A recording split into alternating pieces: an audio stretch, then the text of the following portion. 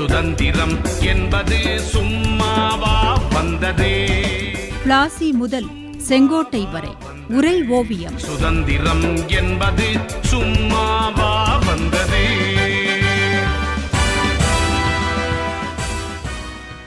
1857 நடந்த பெரும் கிளர்ச்சி நம் இந்திய சுதந்திர போராட்ட வரலாற்றில் ஒரு முக்கிய திருப்புமுனை என்று சொன்னீர்கள். அந்த கிளர்ச்சி ஏற்பட காரணம் என்னவாக இருந்தது தாயே?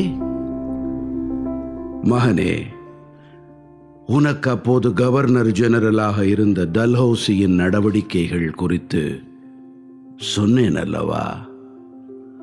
அவனது கொள்கைகளால் இங்கே இந்துக்களும் முஸ்லிம்களும் அவன் ஆளானான். அவனுக்கு கொடுக்கப்பட்டு வந்த சலுகைகள் பல நிறுத்தப்பட்டன.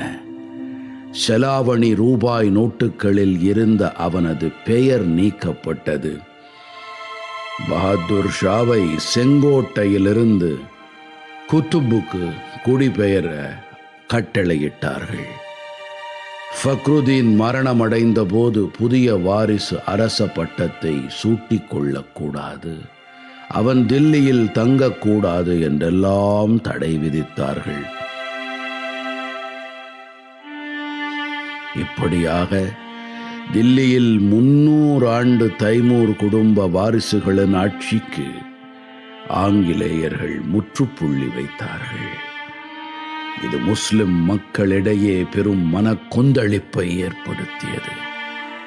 1757 நடந்த பிளாசி போருக்கு பின் ஒரு நூற்றாண்டு முடிவில் 1857 ஆங்கிலேயர்களின் ஆட்சி முடிவுக்கு வந்துவிடும் என்று ஒரு செய்தி மக்களிடையே வலுவாக பரப்பப்பட்டது. பிரிட்டிஷாரின் காலம் இந்தியாவில் முடிவுக்கு வரும் நேரம் இது என்று மக்களும் நம்பத் தொடங்கினார்கள்.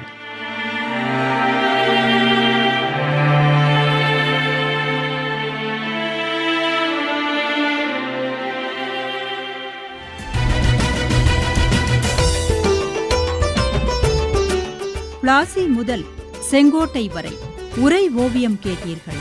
ஆசி கூறி வாழ்த்திடவே அஞ்சிடுவார் பெரியோர், மாசு பேசி மயக்கிடவே முனைந்து நிற்கும் சுற்றம். இருந்த போதும் லட்சியத்தில் வீறு நடை போட்டு இன்னுயிரை தந்தவர்கள் எத்தனையோ எத்தனை. படைப்பு சென்னை வானொலி நிலையம்.